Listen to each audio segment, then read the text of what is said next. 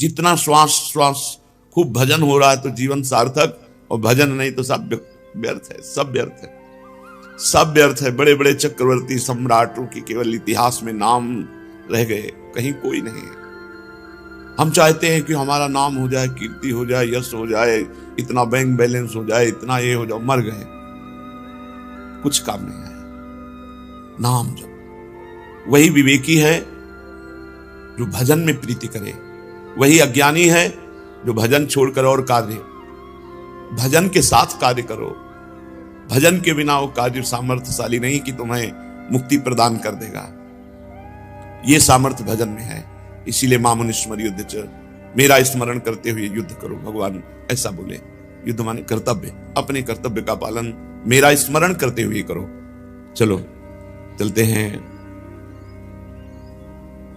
जहां देव माता अदिति जी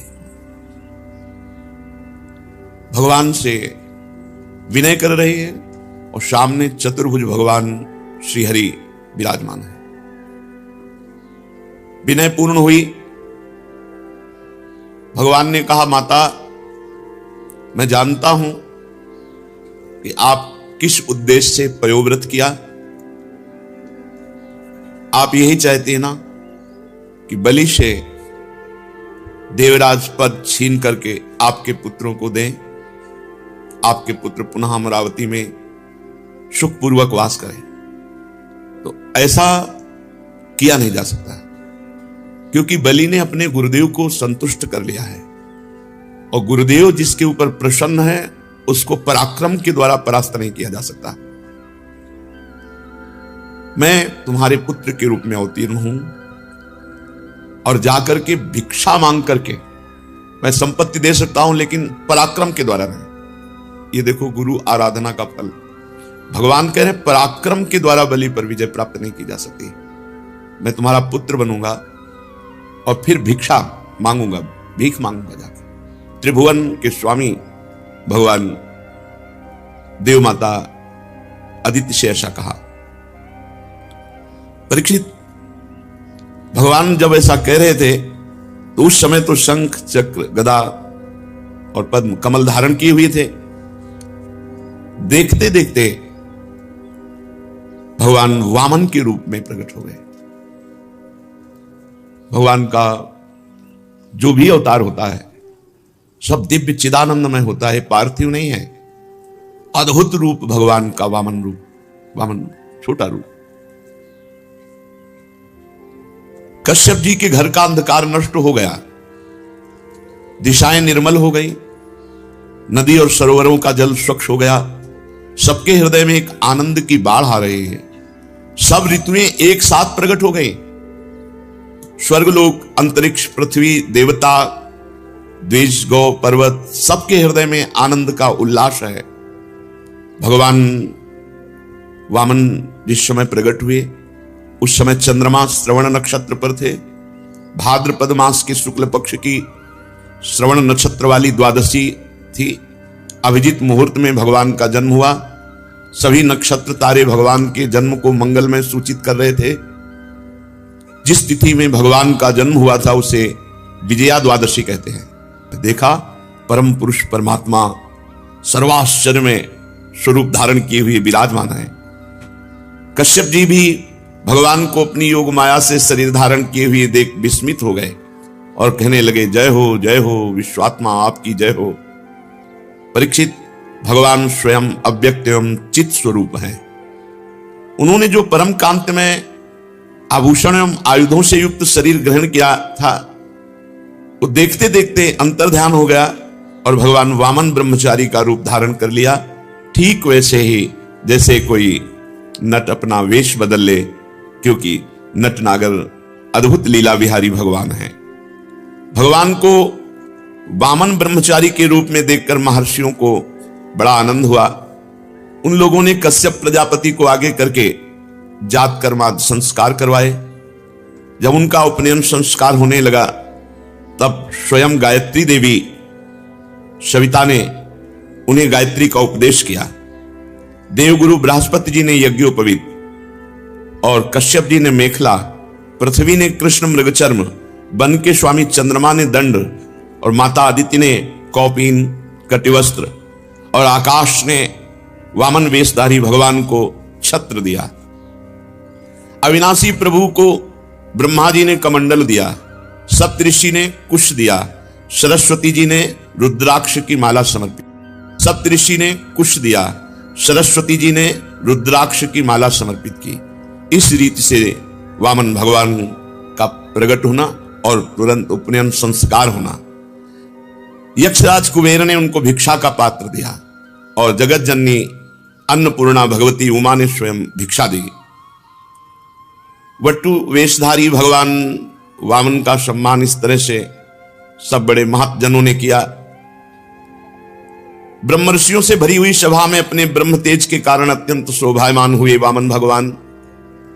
भगवान ने स्थापित प्रज्वलित अग्नि को कुशों से परिसमूहन और परिस्तरण करके पूजा की, हवन किया, जो ब्रह्मचारी का नियम होता है। और उसी समय तैयार हो गए यशस्वी बलि, भृगुवंशी ब्राह्मणों के आदेशानुसार अश्वमेध यज्ञ कर रहे हैं, वहां जाकर के भिक्षा मांगना। यद्यपि भगवान समस्त शक्तियों से युक्त हैं, उनको क्या मांगना। जे ही भगवान चले मांगने के लिए, पृथ्वी पग पग पर नाच रही, क्योंकि भगवान के चरण चिन्ह से युक्त होती जा रही। नर्मदा के उत्तर तट पर भृगुकच्छ नाम का एक बड़ा सुंदर स्थान है, वहीं महाराज बलि यज्ञानुष्ठान कर रहे थे। मानो करोड़ों सूर्य एक साथ आ रहे हों, ऐसा तेज वामन भगवान का। दूर से ही सब ऋषि मुनि खड़े हो गए देखकर वामन भगवान को कि यज्ञ मंडप की तरफ तेजोमय भगवान। वामन भगवान के तेज से ऋत्विज यजमान सदस्य सब के सब निस्तेज हो गए और सब सोचने लगे कि कौन आ रहा है, इतना तेजस्वी कौन हो सकता है, या तो मूर्तिमान अग्नि और या सनत कुमार। कौन है? भृगु जी के पुत्र शुक्राचार्य अपने शिष्यों के साथ इसी प्रकार कल्पना कर रहे थे कि हाथ में छत्र दंड जल से भरा कमंडल लिए हुए वामन भगवान अश्वमेध यज्ञ के मंडप में प्रवेश किया। कमर में मूंज की मेखला है, गले में यज्ञोपवीत धारण किए हुए हैं, बगल में मृगचर्म है, सिर पर जटा और बौना स्वरूप ब्राह्मण के वेश में ब्रह्मचारी भगवान यज्ञ मंडप में प्रवेश किए। तो सब भृगुवंशी ब्राह्मण निस्तेज हो गए, सब लुभायमान हो रहे हैं। बलि का हृदय तो नाच पड़ा कि हमारी यज्ञ पूर्ण हो गई। एक उत्तम आसन दिया और वामन भगवान से विनय की, विराजो।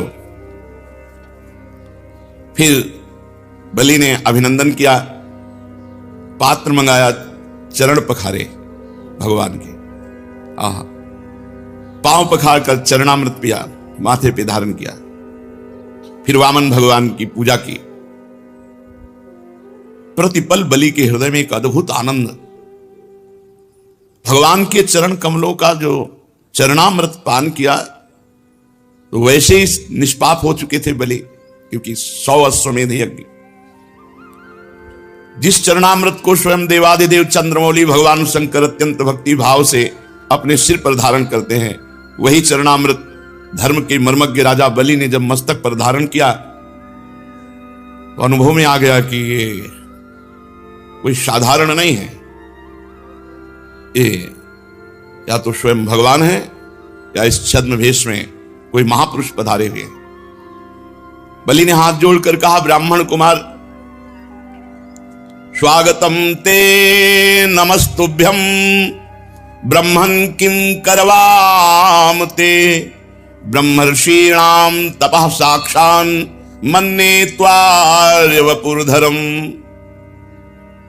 अद्य नः पितरस्तृप्ता अद्य नः पावितं कुलम् अद्य स्विष्टः क्रतुरयम् यद भवानागतो गृहान्। स्वागतम स्वागतम, स्वागत है आपका, स्वागत है, नमस्कार नमस्कार, आपको बार बार नमस्कार। आज्ञा कीजिए, मैं आपकी क्या सेवा करूं।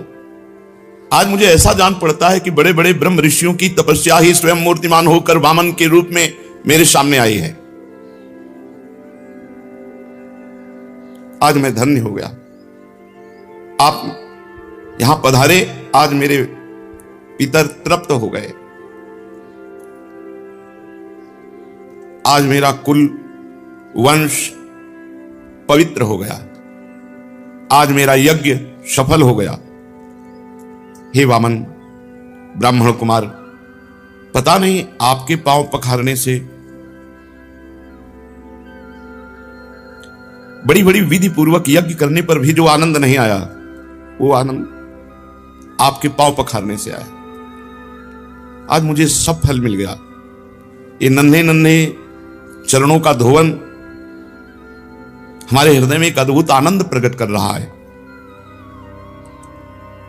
हे ब्राह्मण कुमार, ऐसा जान पड़ता है कि आप यहां ऐसे ही नहीं आए, कोई उद्देश्य से लेकर आए।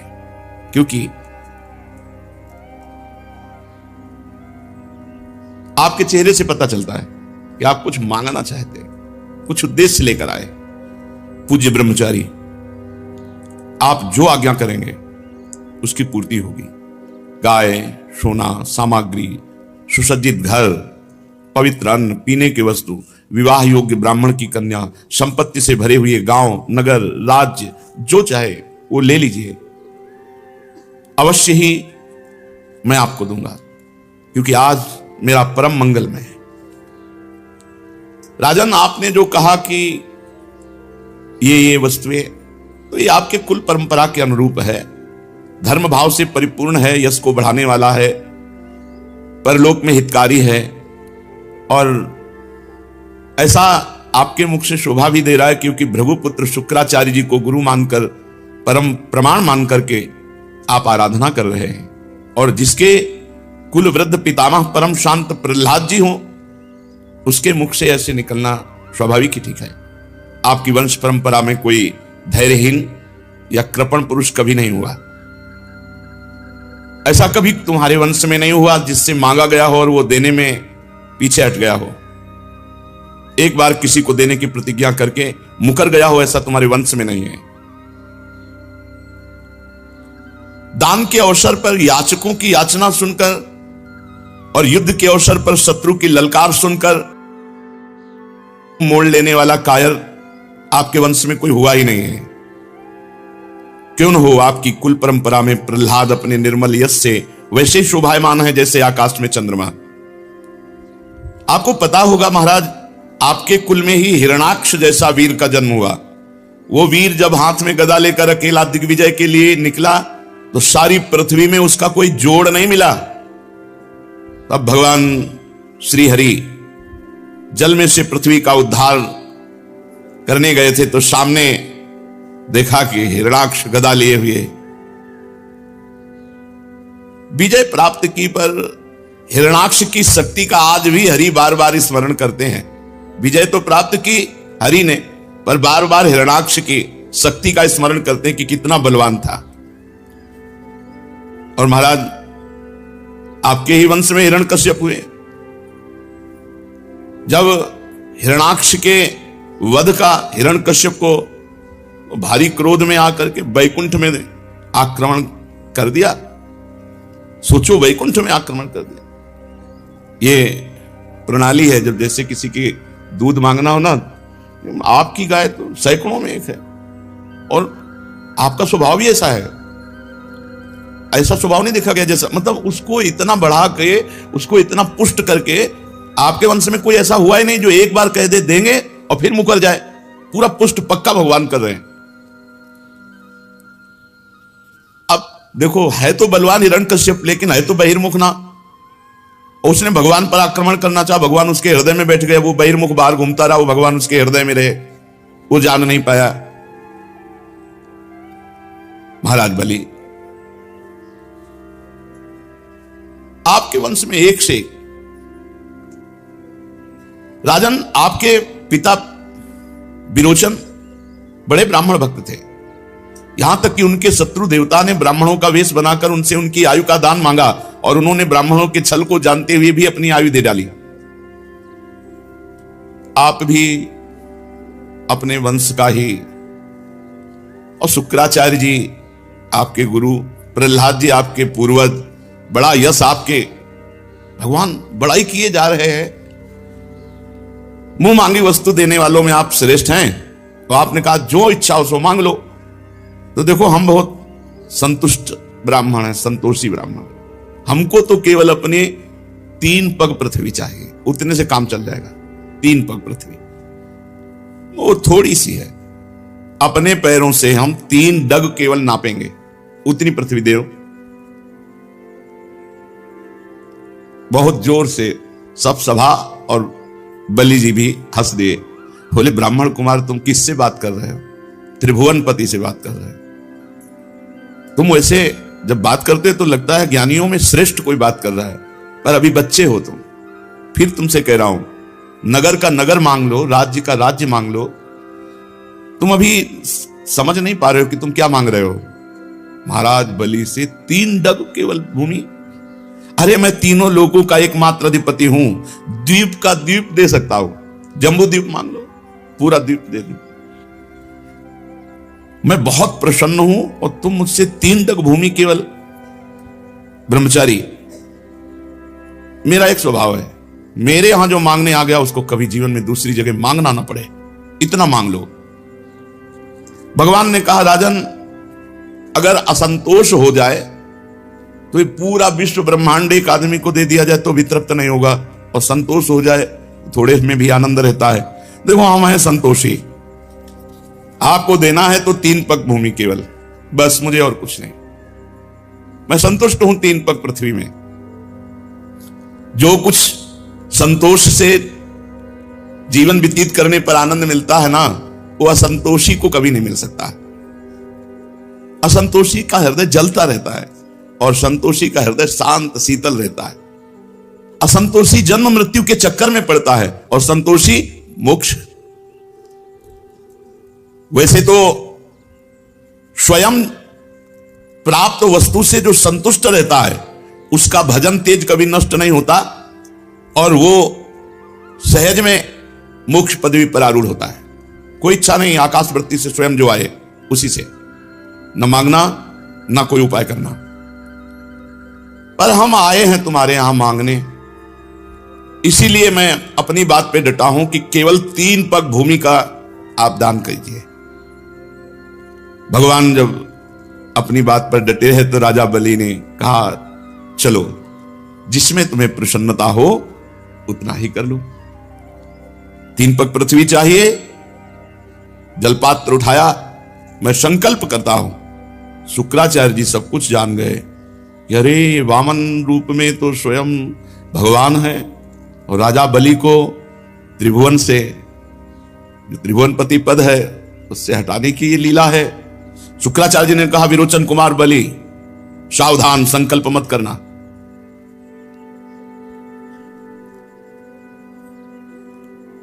ये स्वयं अविनाशी भगवान श्री हरि हैं। ये बड़े छलिया हैं, ये अपने शरणागत देवताओं का काम बनाने के लिए तुम्हारे सामने मीठी मीठी बातें कर रहे हैं। मैंने ध्यान के द्वारा देख लिया, अदिति देव माता ने आराधना की और उनके गर्भ से अवतीर्ण हुए हैं। महान अनर्थ हो जाएगा अगर 3 पग पृथ्वी का दान देने का संकल्प कर लिया, और ये आप पर ही नहीं संपूर्ण दैत्यों पर अन्याय होगा, और मैं बिल्कुल इसे ठीक नहीं मानता हूं। ये ब्रह्मचारी बनकर बैठे हुए जानते हो, तुम्हारा राज्य, ऐश्वर्य, लक्ष्मी, तेज, विश्व विख्यात कीर्ति सब कुछ एक क्षण में अपहरण करके इंद्र को दे देंगे। अरे ये विश्वात्मा है, तुम 3 पग भी नहीं पूरे कर पाओगे। इनका विशाल शरीर इसमें छुपा हुआ है। वो जैसे कितना बड़ा नहीं होता, नपना है, छोटा है वो, जब बड़ा हो कितना लंबा होता है। तो भगवान छोटे से रूप में, जब शुक्राचार्य, मैं जानता हूं इनको, मैं इनको जानता हूं, शुक्राचार्य जी के, मैं इनको जानता हूं। तुम 3रा पग पूरा नहीं कर सकते। जब पूरा ना कर पाओगे तब तुम्हारी दुर्दशा हो जाएगी। प्रतिज्ञा पूरी ना करने का तुम्हें पाप लगेगा और तुम नरक जाओगे। इसलिए तुम्हें संकल्प करना ही नहीं है, मेरी आज्ञा है। विद्वान पुरुष उस दान की प्रशंसा नहीं करते जिसके बाद जीवन निर्वाह के लिए कुछ बचे ही नहीं। जिसका जीवन निर्वाह ठीक ठीक चलता है वही संसार में दान, यज्ञ, तपस्या और परोपकार के कर्म कर सकता है।